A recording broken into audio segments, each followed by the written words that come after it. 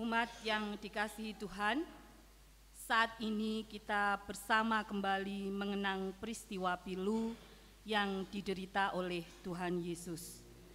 Hidupnya dipertaruhkan, nyawanya terancam. Tidak adakah pilihan untuk menyelamatkan diri? Tuhan Yesus rupanya memilih taat kepada Bapanya, bersedia menderita demi menggenapkan panggilannya. Menebus dosa manusia itulah tujuannya, walau nyawa dan raga harus diserahkan dalam derita. Mari kita mengambil saat hening, mengarahkan hati ke Bukit Kalvari sambil mengenang tiap tetesan keringat dan darahnya. Mari kita mengambil saat hening.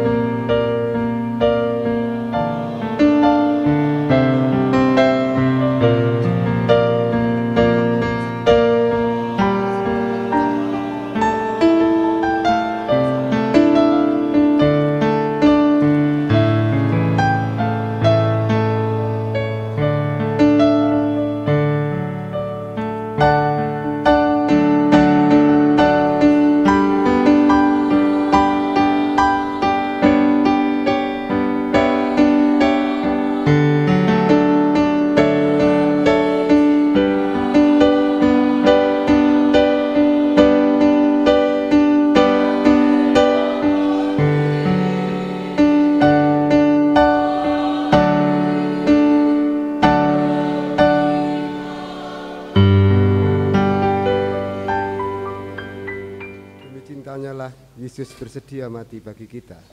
Dan karena cintanya pula lah yang menjadikan kita merasakan sukacita. Karena itu, Bapak Ibu Jemaat terkasih dalam Tuhan, mari menyambut cinta kasih Tuhan dengan bangkit berdiri. Kita pujikan dari gunggungan malam gelap dan seterusnya.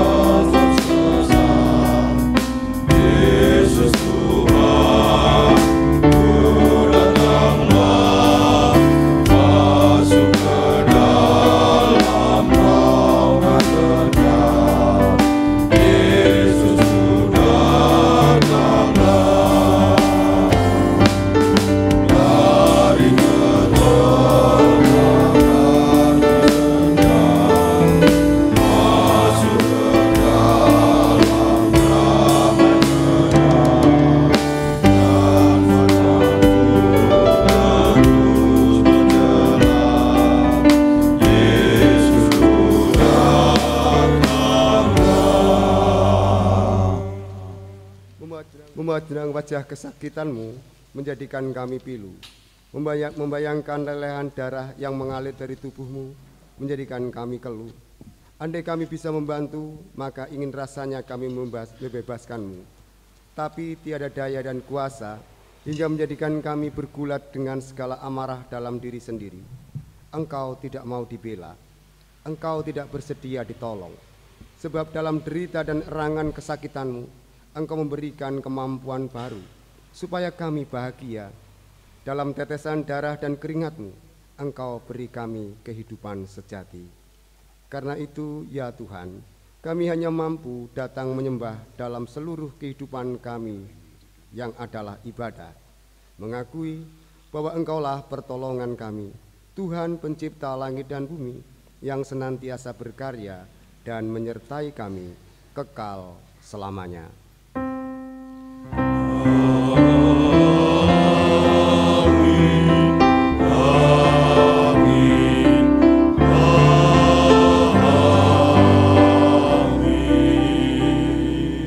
Silakan duduk kembali.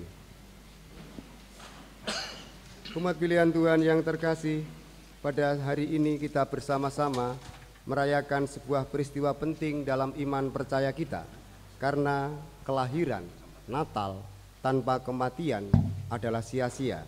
Pun juga demikian, dalam peristiwa penting itu kita diajak kembali untuk mengenang, memaknai, dan merenungkan kembali perjalanan hidup kita bersama dengan Tuhan. Karena itu mari kita mengenang peristiwa Golgota dalam hidup ini.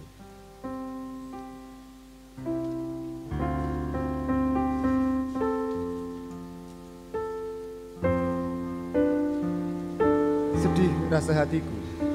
Pilu serasa tersayat sembilu saat melihat orang yang kita kagumi dan sayangi diperlakukan semena-mena. Dituduh melakukan tindak jahat, diseret ke sana kemari menghadap pengadilan dengan tuduhan yang tidak pernah dia lakukan. Amarah meronta, jiwa mendidih ingin bertindak membela. Tetapi apa daya, aku dan Anda terbatas adanya. Alih-alih diperlakukan adil, ia dijatuhi hukuman hanya karena desakan massa. Salibkan dia, salibkan dia. Si penguasa segera saja melempar surat perintah, lalu bersembunyi di balik tirai kekuasaannya sambil membersihkan diri dengan mencuci tangannya. Pengecut, begitu gumam kita. Tetapi apa daya, aku dan Anda tidak punya daya. Cambukan dan siksa terlalu menghujami sekujur tubuhnya. Darah dan peluh bercampur bak adonan yang tidak terkira. Ingin segera membersihkannya, menyeka dengan kain dan mengobatinya. Tetapi aku dan Anda tidak punya daya. Aku dan Anda tidak punya kuasa. Bahkan dalam lunglai kaki goyah pun engkau dipaksa memikul balok kayu yang mengoyakkan baumu. Cemeti terus bertalu menjadi pemaksa untuk terus maju menuju Golgota. Minum pun tidak kau dapat, berhenti sejenak pun jauh dari harapan. Engkau dipaksa terus berjalan dengan balok kayu di atas bau. Ingin rasanya aku saja yang memikul balok itu, tapi terlalu kecil nyaliku, sampai berkata pun aku dan Anda tak mampu, apalagi bertindaknya. Cukupkah semua derita itu? Tidak, karena kini tanganmu dipaku dengan pasak besi yang menembus sampai tulang-tulangmu. Teriak kesakitan memekakkan telinga. Tidak tega memang mendengar sampai kututup telinga, supaya sejenak aku menahan derita. Marahkah engkau kepada mereka yang menganiayamu? Ampuni mereka, karena mereka tidak tahu apa yang mereka perbuat. Sebuah kata yang membuatku kecewa, karena aku berharap engkau mengumpat atau bahkan memaki mereka. Tapi siapa aku dan Anda? Sampai akhirnya aku sendiri, bahwa mereka yang menganiaya, mendera dan bahkan menyiksamu adalah juga aku dalam rupa yang berbeda, dalam zaman yang berbeda. Olehnya aku kini tunduk di hadapanmu, mengenang kembali betapa sering aku dikuasai angkara, yang itu pun sama saja dengan menyiksamu dalam rupa yang berbeda. Aku diam, aku merenung, dan aku menyesali diri, karena aku pun telah menjadi penyebab siksa dan deritamu. Dari atas salib itu terdengar lirih suara Tuhan mengatakan, "Kuberikan bagiku tubuh dan darahku, engkau pun kutebus, selamat jiwamu."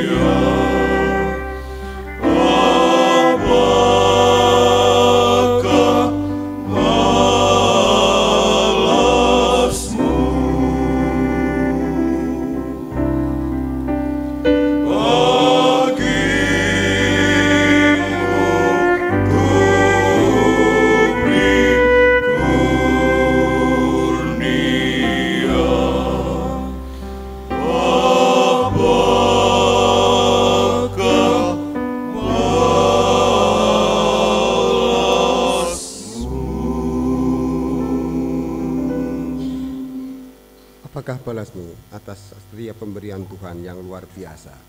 Karena itu, mari bersama mengakui bahwa karena kasih-Nya yang besarlah yang menjadikan kita hidup berkenan kepadanya.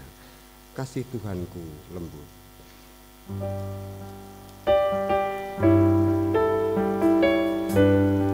Kita nyanyikan bersama.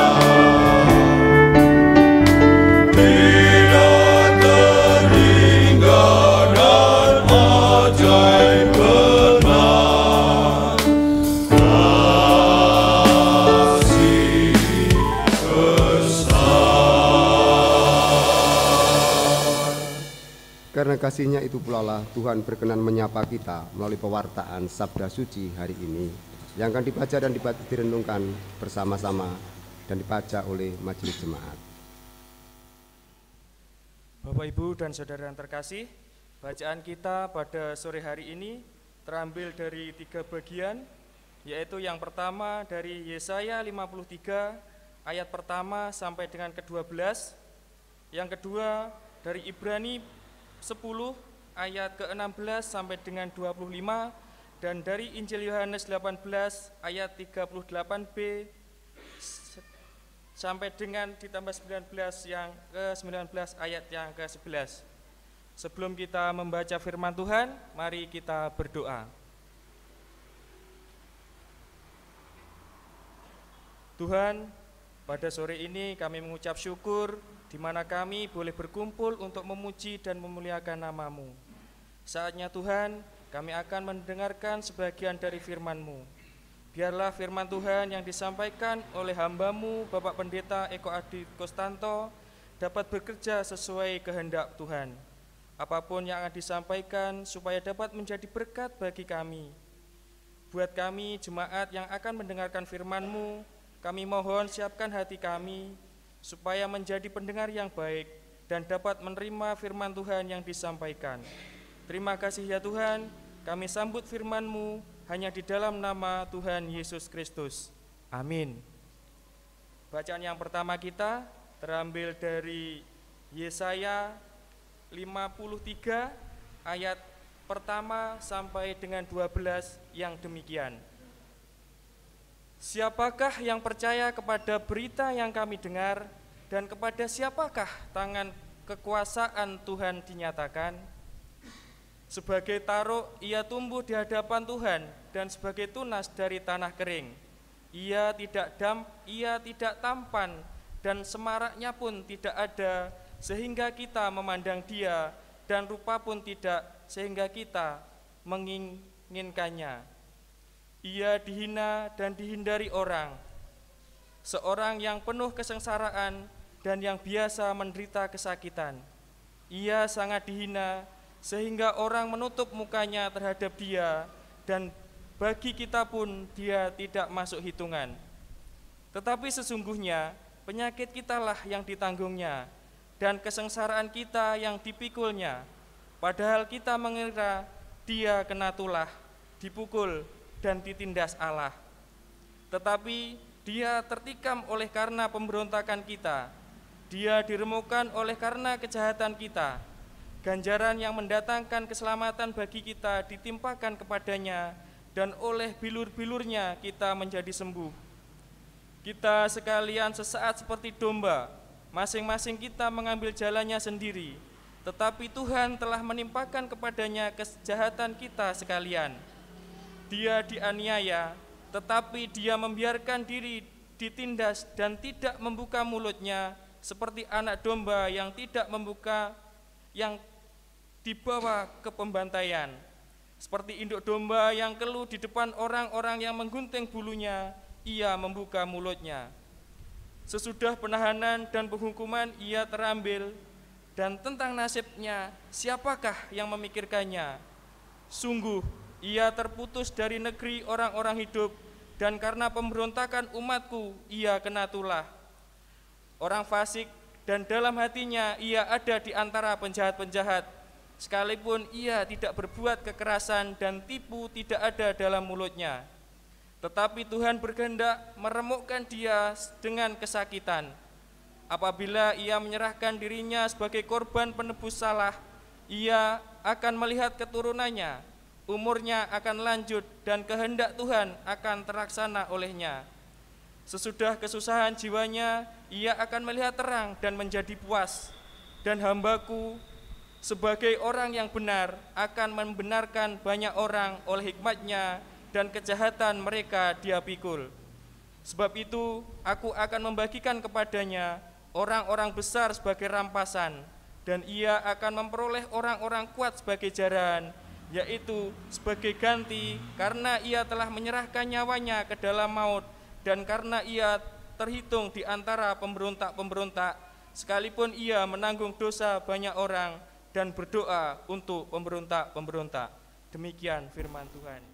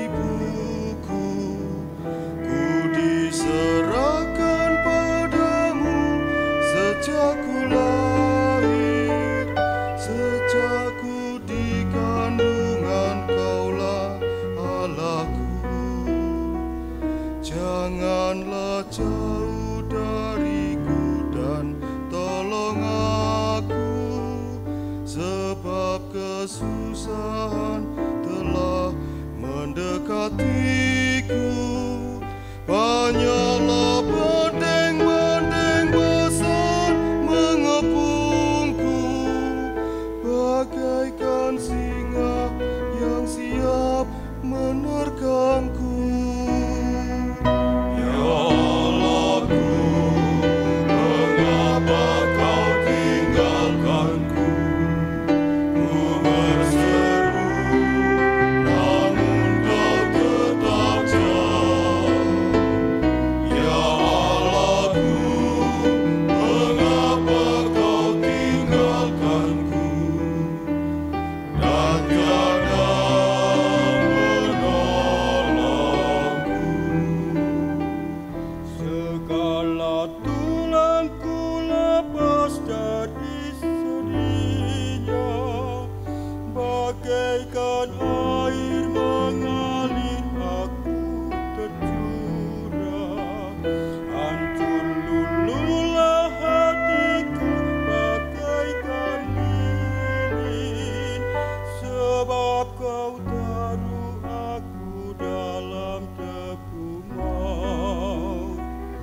Para penjahat datang dan mengepung aku, mereka pun menusuk tangan dan kakiku, menuntut dan membagi-bagi pakaianku, sambil membuang pundi atas jubahku. Ya Allahku, mengapa kau tinggalkanku?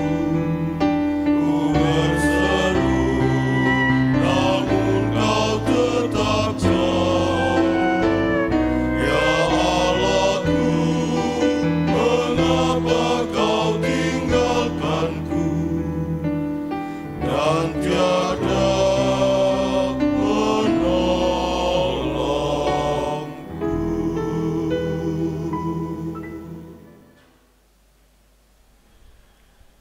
Ibrani 10 ayat 16 sampai 25, demikian kesaksian. Sebab setelah ia berfirman, inilah perjanjian yang akan kuadakan dengan mereka sesudah waktu itu. Ia berfirman pula, aku akan menaruh hukumku di dalam hati mereka dan menuliskannya dalam akal budi mereka. Dan aku tidak lagi mengingat dosa-dosa dan kesalahan mereka. Jadi apabila untuk semuanya itu ada pengampunan, tidak perlu lagi dipersembahkan korban karena dosa. Jadi saudara-saudara, oleh darah Yesus kita sekarang penuh keberanian dapat masuk ke dalam tempat kudus. Karena ia telah membuka jalan yang baru dan yang hidup bagi kita melalui tabir, yaitu dirinya sendiri. Dan kita mempunyai seorang imam besar sebagai kepala rumah Allah. Karena itu, marilah kita menghadap Allah dengan hati yang tulus ikhlas dan keyakinan iman yang teguh. Oleh karena hati kita telah dibersihkan dari hati nurani yang jahat dan tubuh kita telah dibasuh dengan air yang murni. Marilah kita teguh berpegang pada pengakuan tentang pengharapan kita, sebab Ia yang menjanjikannya setia. Dan marilah kita saling memperhatikan supaya kita saling mendorong dalam kasih dan dalam pekerjaan baik. Janganlah kita menjauhkan diri dari pertemuan-pertemuan ibadah kita seperti dibiasakan oleh beberapa orang. Tetapi marilah kita saling menasihati dan semakin giat melakukannya menjelang hari Tuhan yang mendekat. Demikian firman Tuhan. Mari dengan bangkit berdiri, terimalah inilah permulaan Injil Yesus Kristus. Hosiana. Hosiana.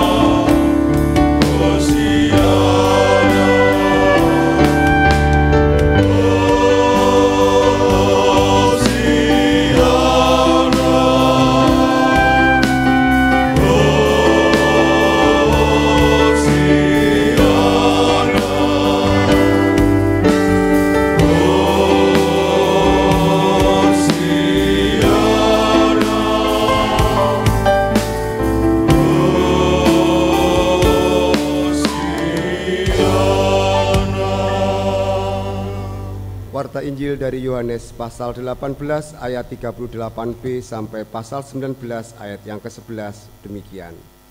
Sesudah mengatakan demikian, keluarlah Pilatus lagi mendapatkan orang-orang Yahudi dan berkata kepada mereka, "Aku tidak mendapati kesalahan apapun padanya. Tetapi pada kamu ada kebiasaan bahwa pada Paskah aku membebaskan seorang bagimu. Maukah kamu supaya aku membebaskan raja orang Yahudi bagimu?" Mereka berteriak pula, "Jangan dia, melainkan Barabas." Barabas adalah seorang penyamun. Lalu Pilatus mengambil Yesus dan menyuruh orang menyesah dia. Prajurit-prajurit menganyam sebuah mahkota duri dan menaruhnya di atas kepalanya. Mereka memakaikan dia jubah ungu. Dan sambil maju ke depan, mereka berkata, "Salam, hai Raja orang Yahudi." Lalu mereka menampar mukanya. Pilatus keluar lagi dan berkata kepada mereka, "Lihatlah, aku membawa dia keluar kepada kamu, supaya kamu tahu bahwa aku tidak mendapati kesalahan apapun padanya." Lalu Yesus keluar, bermahkotakan duri dan berjubahkan ungu. Maka kata Pilatus kepada mereka, "Lihatlah manusia itu." Ketika imam-imam kepala dan penjaga-penjaga itu melihat dia, berteriaklah mereka, "Salibkan dia, salibkan dia." Kata Pilatus kepada mereka, "Ambil dia dan salibkan dia, sebab aku tidak mendapati kesalahan apapun padanya." Jawab orang-orang Yahudi itu kepadanya, "Kami mempunyai hukum, dan menurut hukum itu ia harus mati, sebab ia menganggap dirinya sebagai anak Allah." Ketika Pilatus mendengar perkataan itu, bertambah takutlah ia. Lalu ia masuk pula ke dalam gedung pengadilan dan berkata kepada Yesus, "Dari manakah asalmu?" Tetapi Yesus tidak memberi jawab kepadanya. Maka kata Pilatus kepadanya, "Tidakkah engkau mau bicara dengan aku? Tidakkah engkau tahu bahwa aku berkuasa untuk membebaskan engkau dan berkuasa juga untuk menyalibkan engkau?" Yesus menjawab, "Engkau tidak mempunyai kuasa apapun terhadap aku, jikalau kuasa itu tidak diberikan kepadamu dari atas. Sebab itu dia yang menyerahkan aku kepadamu lebih besar dosanya." Demikian pembacaan firman Tuhan. Berbahagia setiap orang yang mendengar, menggumulkan dan melakukan firman Tuhan dalam laku hidup sehari-hari. Amin.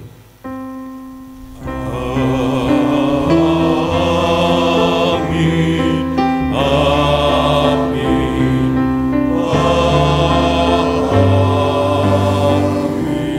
Silakan duduk kembali.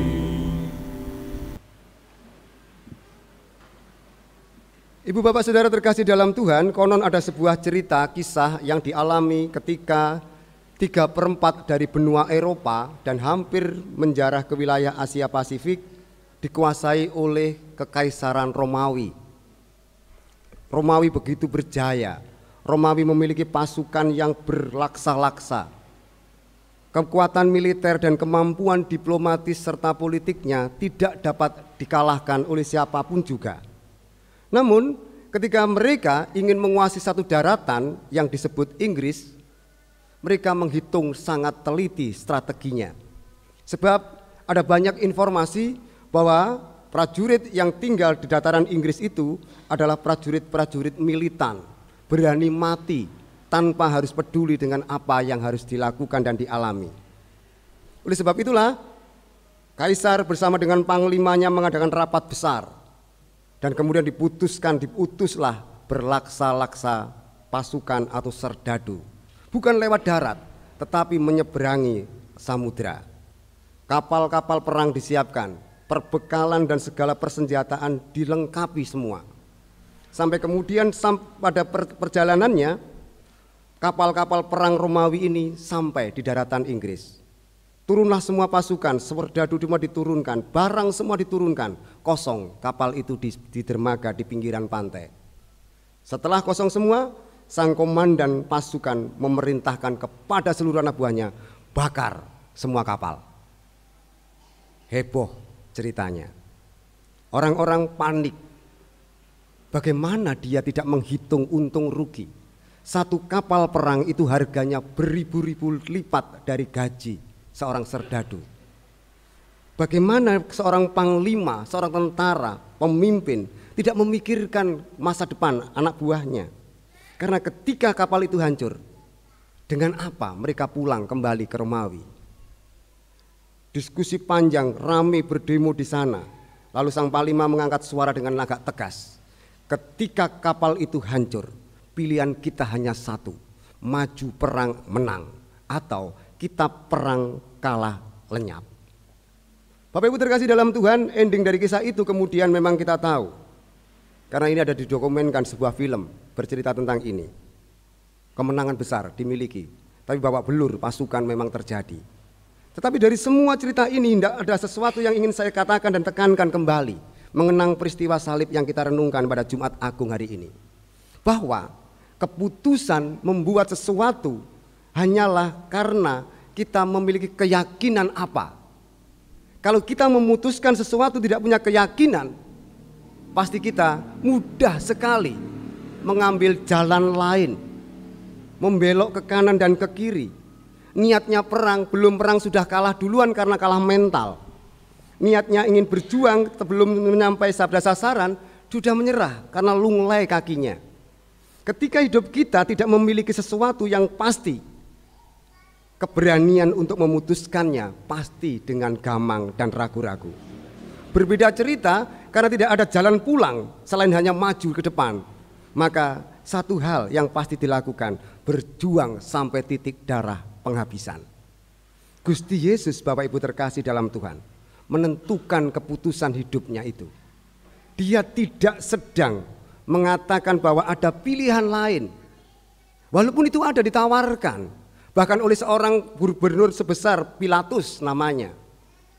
Dia menawarkan berkali-kali, tidakkah engkau ingin membela diri? Tidakkah engkau ingin selamat? Tidakkah engkau mau menjawab pertanyaanku saja? Karena engkau tahu, Yesus, bahwa aku berkuasa menyalibkan atau melepaskan engkau. Tapi apa yang dikatakan Yesus, apa yang dilakukan oleh Gusti Yesus? Diam. Bapak Ibu terkasih dalam Tuhan, diamnya Yesus bukan berarti diam tanpa sebab. Diamnya Yesus karena keyakinan akan keputusan yang telah dia buat. Dan tidak ada titik pulang selain berjuang sampai titik darah penghabisannya. Ketika dia berjuang sampai titik darah penghabisannya, resiko apapun dihadapinya, derita apapun diterimanya, dan dia siap dengan itu semua. Mari kita lihat apa yang unik derita yang ditampilkan oleh Injil Yohanes. Bagi Matius, Markus, dan Lukas, derita yang dialami Yesus adalah siksa dengan cambuk, dipukul, diinjak, disesah, dan segala macamnya, fisik sifatnya. Yohanes berbeda cerita. Yohanes justru menceritakan siksa paling berat yang dialami oleh Yesus adalah dibuli, diolok-olok, disepelekan, diinjak-injak, harkat dan martabat harga dirinya. Mentalnya kena. Gusti Yesus kena mental. Tapi apakah kemudian dia menyerah? Tidak. Dia diam, tenang, menjalani setiap tahapan-tahapan itu. Di tengah hidup kita pun hari ini begitu pula Bapak Ibu terkasih dalam Tuhan. Ada banyak pilihan tawaran yang bisa kita pilih. Ada banyak hal yang bisa kita putuskan. Tapi satu hal yang perlu kita belajar dari peristiwa Gusti Yesus adalah keyakinan kepada putusan kita. Dan kita ada bersama dengan siapapun yang menemani kita. Di saat itulah kita akan maju perang, menyelesaikan perjuangan kita. Gereja, orang Kristen, hari ini diundang untuk menjadi orang Kristen yang berani mengalami sebuah titik di mana tidak ada jalan pulang selain hanya maju terus menyelesaikan panggilannya. Oleh sebab itulah point of no return adalah bagian yang harus kita renungkan sepanjang hidup kita setelah Jumat Agung ini. Titik di mana ketika kita tidak lagi bisa memilih pulang, mundur selain hanya maju dan menyelesaikan panggilan kita. Apa panggilan panjenengan dan saya? Berjuang perang dengan menghunus pedang? Menghantam sana sini dengan menghancurkan melalui lisan dan kata-kata kita? Ataukah kita mau menyebarkan warta bahwa Yesus Juru Selamat, dialah kasih besarnya yang sudah nyata, memberikan tubuh dan darahnya bagi kita. Itulah perjuangan kita. Itulah yang diperintahkan kepada kita supaya kita perjuangkan sampai pada kesudahannya. Sehingga ketika kita menyadari bahwa diri kita tidak sendiri, Yesus pun mengalami itu semua, maka perjuangan kita untuk mewartakan kasih dan kebenaran adalah panggilan yang tidak bisa lagi ditawar. Selain dengan demikian, apapun resiko yang kita hadapi, kita akan siap dan kita tidak akan membela apalagi mempertahankan diri. Yesus diam karena dia tahu bahwa apapun yang diperbuat oleh orang sekitarnya tidak mempengaruhi keputusannya. Yesus tidak sibuk membela dirinya. Dia tidak menceritakan bagaimana karya hebatnya yang lalu. Oh Tuhan, oh Pilatus, aku melakukan banyak hal. 5.000 orang aku beri makan gratis. Orang sakit aku sembuhkan, Lazarus mati pun tak bangkitkan. Tidak sama sekali. Ketika dia ditawari dengan berbagai iming-iming tadi, dia diam. Karena dia yakin bahwa dia tidak akan terpengaruh oleh keputusan apapun yang dibuat oleh Pilatus. Karena itulah bacaan kita dalam pasal yang ke-19 ayat yang ke-11 mengungkapkan dengan tegas, tidak ada kuasa yang melampaui dan ada di atas menguasai Yesus selain diberikan oleh Bapa, yaitu yang dari atas. Artinya sebagai orang merdeka, sebagai orang yang bebas, sebagai orang yang sungguh-sungguh melakukan perjuangannya, kita pun diajari untuk tidak bergantung kepada siapapun selain hanya kepada Gusti yang melakukan dan menemani hidup kita. Inilah perjuangan hidup kita, inilah yang harus kita lakukan dalam kehidupan kita. Sehingga ketika apapun yang kita alami, olok-olokan pun, bully dan segala macam yang menyudutkan kita, dirasani ngalor ngidul sekalipun, tidak akan menggoyahkan keputusan kita untuk kita terus mewartakan bahwa Yesuslah juru selamat yang karena tubuh dan darahnya diberikan kepada kita sekalian. Selamat Jumat Agung, selamat menjadi pejuang iman, bukan dengan gaya yang ogah-ogahan, tapi karena kita memiliki semangat sebagaimana Kristus memberi teladan, bukan dengan kekerasan, bukan dengan pembelaan diri, juga bukan dengan mempertahankan diri, tapi kerelaan hati, karena dia telah memutuskan dan dia tidak akan pernah kembali sampai selesai semua itu terjadi. Amin.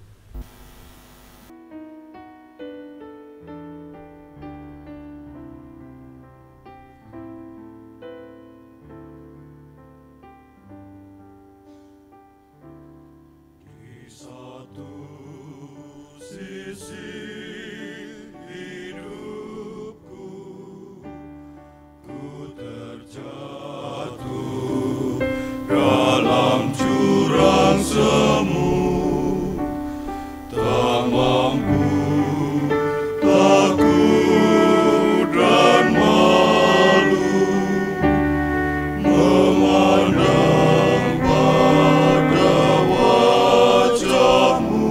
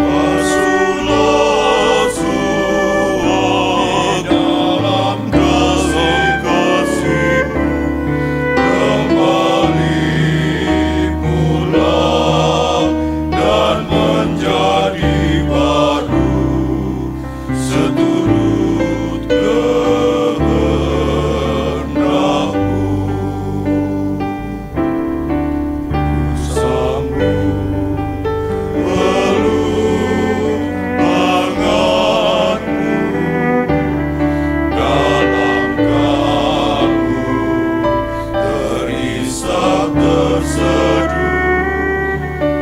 Kau tahu seluruh hidupku, ubahlah menjadi baru.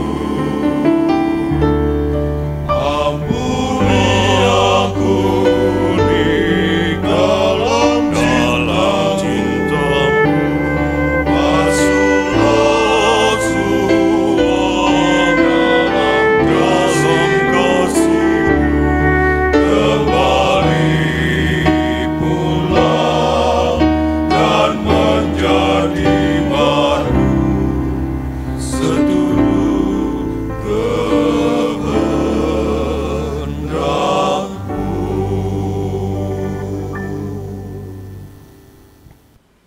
Mari kita ikrarkan pengakuan iman rasuli kita yang demikian. Aku percaya kepada Allah, Bapa yang Maha Kuasa, Khalik langit dan bumi, dan kepada Yesus Kristus, Anak yang tunggal Tuhan kita, yang dikandung daripada Roh Kudus, lahir dari anak darah Maria, yang menderita di bawah pemerintahan Pontius Pilatus, disalibkan, mati dan kuburkan, turun ke dalam kerajaan maut. Pada hari yang ketiga, bangkit pula dari antara orang mati, naik ke surga, duduk sebelah kanan Allah, Bapa yang Maha Kuasa, dan akan datang dari sana untuk menghakimi orang yang hidup dan yang mati. Aku percaya kepada Roh Kudus, gereja yang kudus dan am, persekutuan orang kudus, pengampunan dosa, kebangkitan daging, dan hidup yang kekal. Amin. Umat untuk duduk kembali.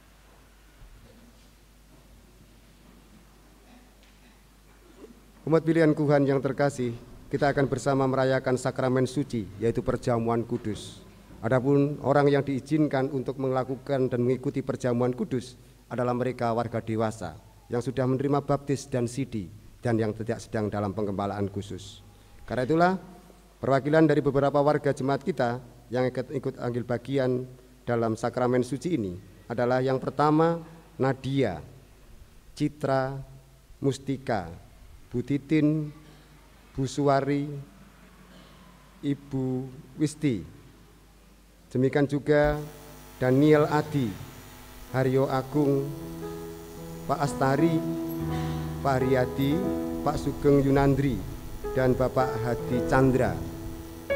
Para yang saya sebut nama silakan maju ke depan menempati kursi yang telah disediakan. Seraya dengan demikian, mari kita mengarahkan hati untuk menikmati sakramen suci ini.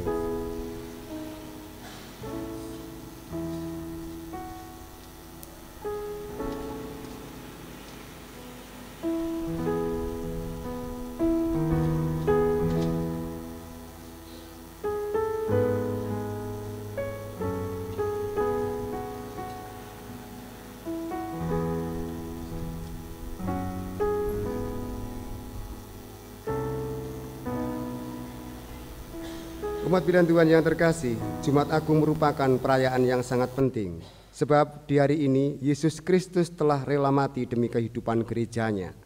Dia yang sedang disiksa, dia yang sedang menderita, dan karena kesengsaraan yang amat sangat itu, hingga dia berseru, "Allahku, Allahku, mengapa engkau meninggalkan aku?" Itu semua tak lain karena dosa kitalah yang sedang ditanggungnya. Maka saat ini kita sebagai gerejanya akan bersatu dengan kesengsaraan dan kematiannya, bersatu dengan tubuh dan darahnya, agar nyatalah seperti yang diucapkan Rasul Paulus, jika kita telah menjadi satu dengan apa yang sama dengan kematiannya, kita juga akan menjadi satu dengan apa yang sama dengan kebangkitannya. Mari bersama menghayati dan merenungkan itu. Karena itulah kemudian kita diajak dan diundang kembali oleh Tuhan dalam nikmat kasih dan anugerah yang ilahi. Di salibmu kusujud, Kidung Jemaat 361. Kita nyanyikan bersama. Di salibmu kusujud, miskin, buta dan lemah. Yesus kau harapanku, agar aku selamatlah. Percaya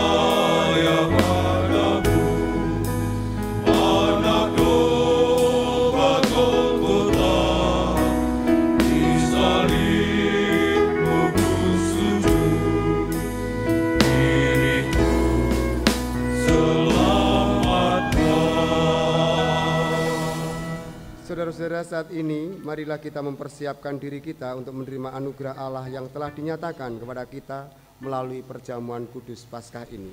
Sekali lagi, marilah kita menyesali dosa dan kesalahan kita di hadapan Tuhan, agar kita dilayakkan untuk menerima tubuh dan darah-Nya. Mari kita masuk dalam doa kesiapan hati. Anak domba Allah yang menghapus dosa dunia, layakkanlah kami untuk menerima tubuh dan darah-Mu. Kudus, kudus, kuduslah Tuhan. Amin. Kita pujikan kembali Kidung Jemaat nomor 361 tadi, bait yang keempat.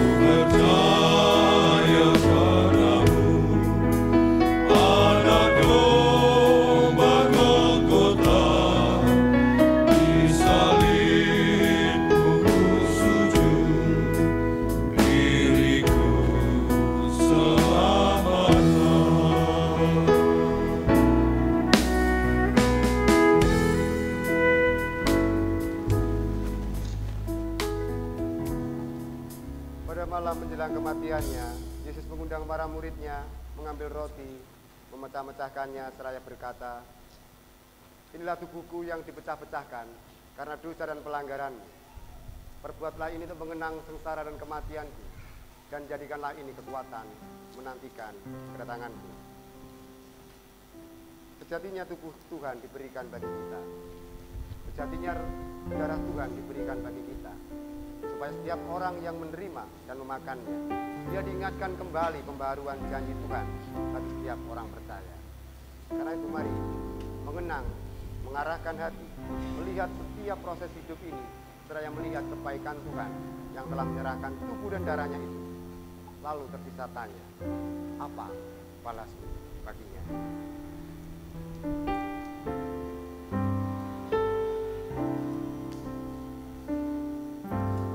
Inilah tubuhku yang dipecah-pecahkan karena dosa dan pelanggaran.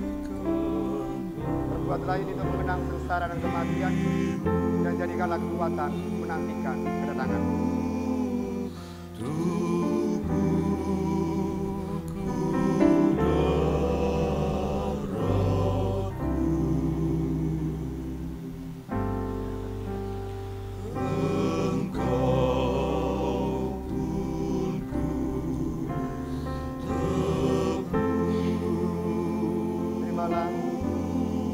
Inilah tubuhku yang dipecah-pecahkan karena dosa dan pelanggaran. Perbuatlah ini untuk mengenang sengsara, wafat dan kebangkitanku, dan jadikanlah ini kekuatan menantikan kedatanganmu. Terimalah, terimalah. Inilah tubuhku yang dipecah-pecahkan karena dosa dan pelanggaran. Perbuatlah ini untuk mengenang sengsara, wafat dan bangkitku.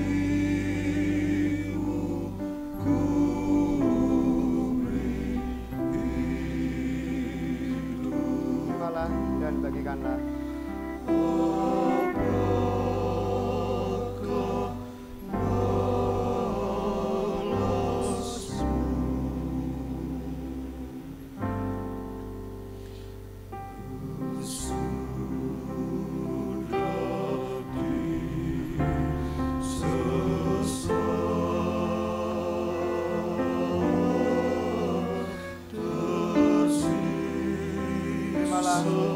Inilah tubuhku yang dipecah-pecahkan karena dosa dan pelanggaranmu. Perbuatlah ini untuk mengenang sengsara, wafat dan kebangkitanku, dan jadikanlah kekuatan menantikan kedatanganmu. Terimalah dan bagikanlah.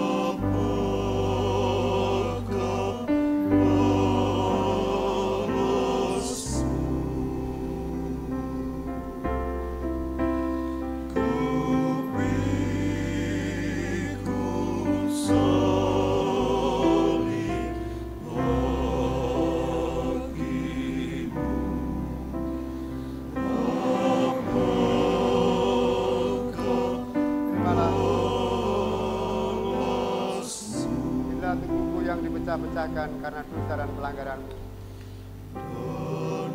Perbuatlah ini untuk memenang sengsara, wafat, dan bangkit.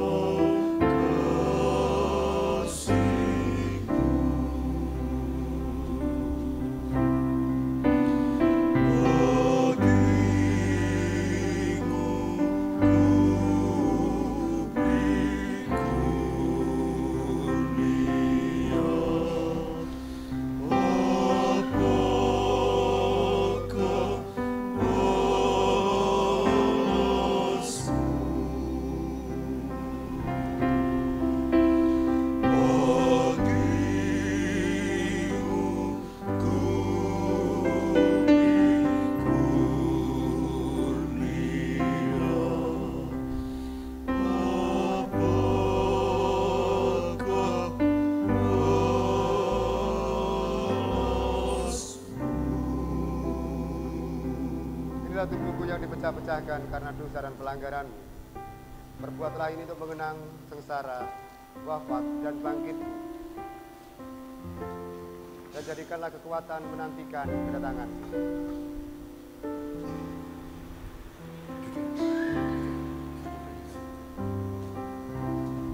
Terimalah. Terimalah. Kini semua sudah siap. Mari kita mengangkat roti yang sama sebagai perlambang bahwa inilah tubuh Tuhan kita Yesus Kristus yang diserahkan bagi kita untuk keselamatan dan kehidupan kita abadi. Arahkanlah hatimu kepada salib Golgota. Inilah tubuhku yang dipecah-pecahkan karena dosa dan pelanggaranmu. Perbuatlah ini untuk mengenang sengsara dan kematianku, dan jadikanlah ini kekuatan menantikan kedatanganku. Terimalah dan makanlah.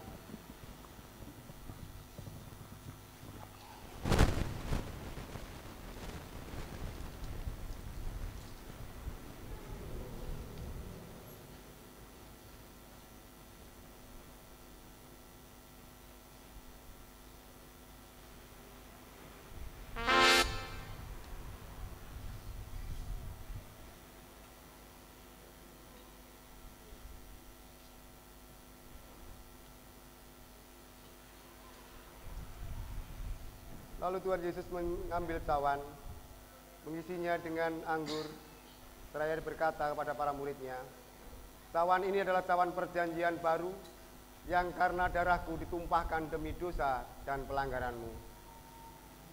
Saudara-saudara terkasih dalam Tuhan, cawan sejatinya adalah berisikan kutuk, maut, dan sengat berbagai dosa.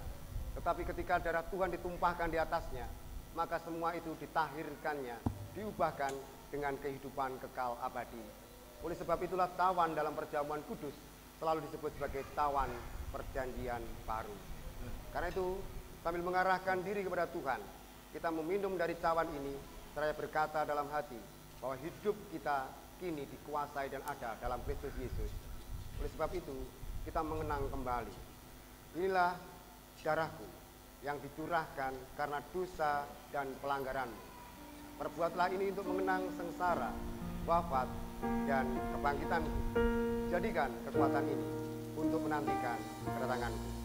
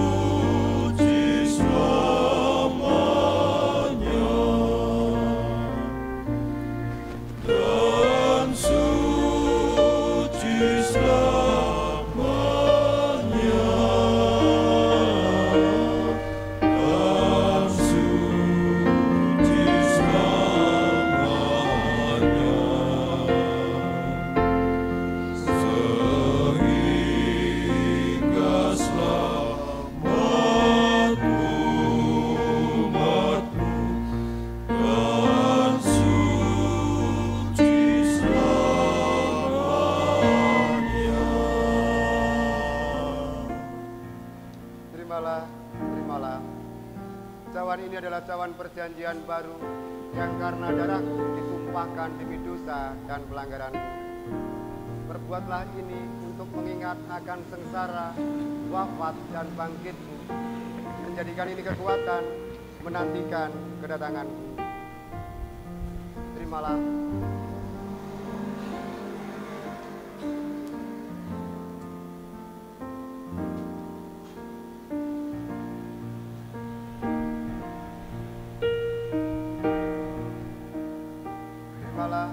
Inilah cawan perjanjian baru yang karena dimeteraikan dengan darahku.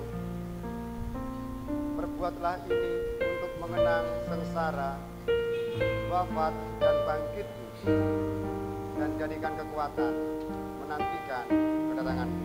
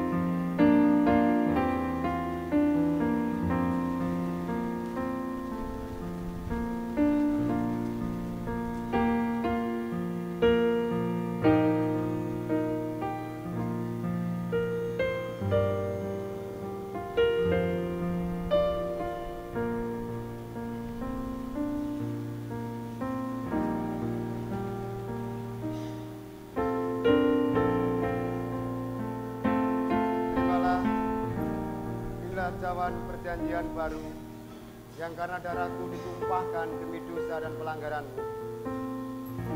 Perbuatlah ini untuk mengenang sengsara, wafat, dan bangkitku, dan jadikan kekuatan menantikan kedatanganku. Kini semua sudah siap, mari kita mengangkat cawan yang sama, karena kita diikatkan dalam perjanjian yang satu. Terimalah, inilah cawan perjanjian baru yang karena darahku ditumpahkan demi dosa dan pelanggaranmu. Perbuatlah ini untuk mengenang sengsara, wafat, dan bangkitku, dan jadikan kekuatan menantikan kedatanganku. Terimalah dan minumlah.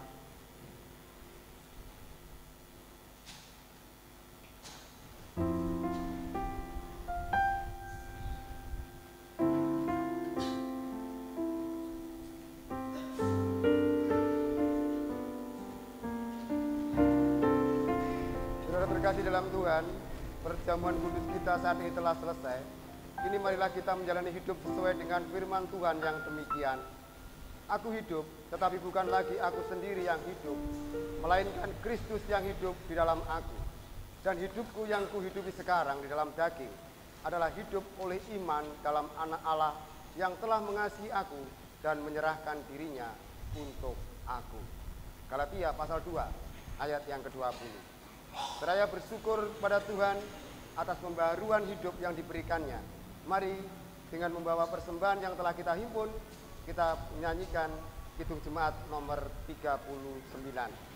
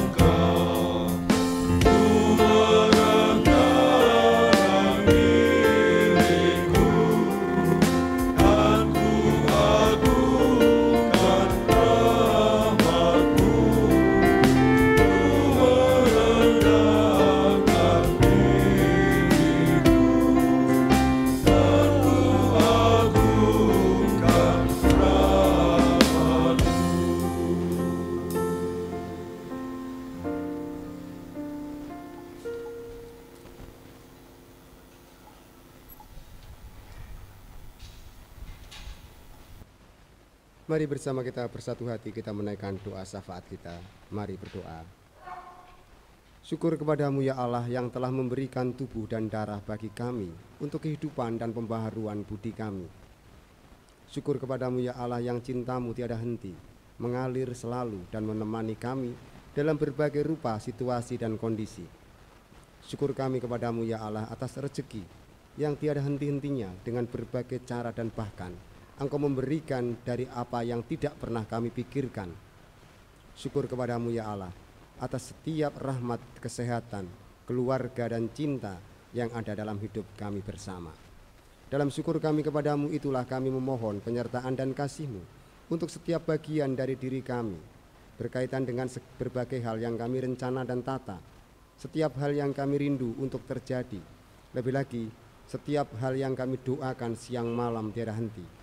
Tuhan kiranya menyertai dan memberkati, supaya apa yang kami rencanakan itu seturut dengan kehendak-Mu, dan biarlah kehendak Tuhan saja yang terjadi atas setiap pergumulan kehidupan kami. Kesehatan kami, kekuatan dan rezeki dari yang kami butuhkan, Tuhan berikanlah kepada kami dengan tiada henti. Dan lebih lagi, pekerjaan yang Tuhan percayakan untuk kami geluti, kiranya itu pun membawa kami semakin menikmati rahmat dan kuasa Tuhan di tengah hidup kami. Tuhan, kami saat ini juga berdoa atas diri saudara-saudara kami yang dalam kondisi lemah tubuhnya, baik karena sakit maupun karena usia. Mereka yang berbeban berat, Tuhan kiranya memberikan pertolongan dan mengangkatnya, supaya setiap hal yang ada dalam kehidupan umat-Mu sungguhlah hanya karena kasih dan pertolongan-Mu. Lebih pula kami berdoa kepada saudara kami yang hari-hari ini undur dari persekutuan, mengalami keputusasaan, bahkan meragukan iman percayanya. Tuhan, hadirlah di tengah mereka, kuatkan dan teguhkanlah mereka, supaya setiap apa yang digumulkan dan segala hal yang dilakukannya, Tuhan sendiri yang memperkenalkan dan menyatakan diri di tengah kehidupan sehari-harinya. Tuhan, kami juga bersyukur atas segala rezeki yang hari ini pun dapat kami wujudkan dalam persembahan. Kiranya Tuhan menyucikan dan mengkuduskan persembahan kami, supaya persembahan ini menjadi alat kemuliaan bagi nama Tuhan, dan keagungan Tuhan semakin dinyatakan atas hidup persekutuan kami. Lebih lagi, Tuhan mampukan kami untuk semakin hari mempersembahkan hidup kami sebagai persembahan yang kudus, yang berkenan kepada Tuhan. Akhirnya, kami menyerahkan kehidupan dan segala rangkaian acara gerejawi kami, perkegiatan rutin maupun yang berkaitan dengan pelayanan khusus Paskah ini. Tuhan memberkati kami, umat-Mu, semakin berpadu hati dalam cinta kasih sayang Tuhan, agar kami semakin memiliki dan merasakan panggilan hidup kami mewartakan kasih dan kebenaran Tuhan. Lebih pula, rencana kegiatan Paskah, baik anak-anak maupun dewasa, di berbagai tempat yang ada, biar Tuhan sendiri yang menyertai dan memberkati.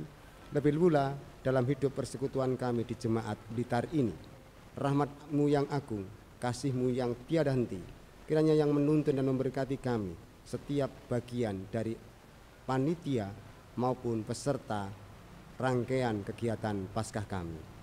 Akhirnya kami hendak pulang ke rumah kami masing-masing. Hantar dan sertai kami ya Tuhan, pimpin dan berkati kami sepanjang jalan dengan selamat, sukacita tiada henti mengalir dalam hidup kami. Dan biarlah dengan memuji muliakan nama Tuhan, kami pun selalu menyadari bahwa hidup kami adalah syafaat sejati, sebagaimana yang Kau ajarkan dalam doa Bapa kami.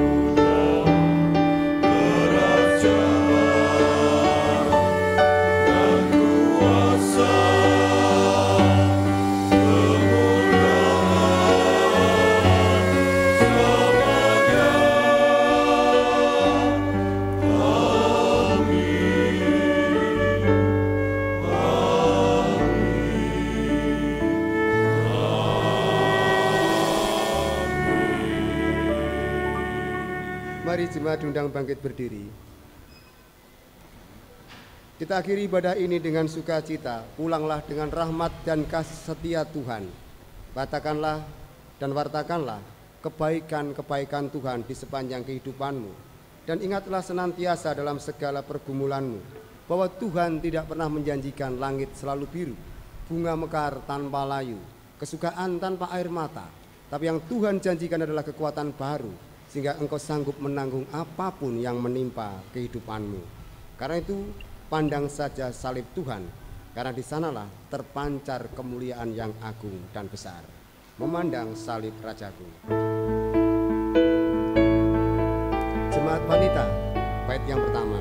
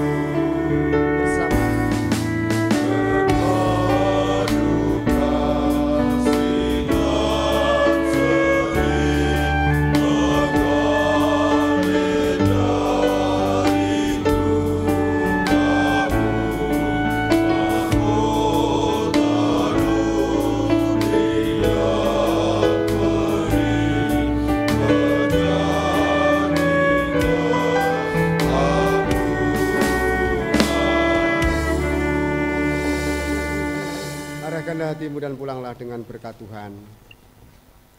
Anugerah dan damai sejahtera, sukacita, kebahagiaan dan rezeki, umur panjang dan kesetiaan dari Allah Bapa, Tuhan Yesus Kristus dan Roh Kudus turun merahmati saudara semua hari ini dan sampai kekal selamanya. Amin.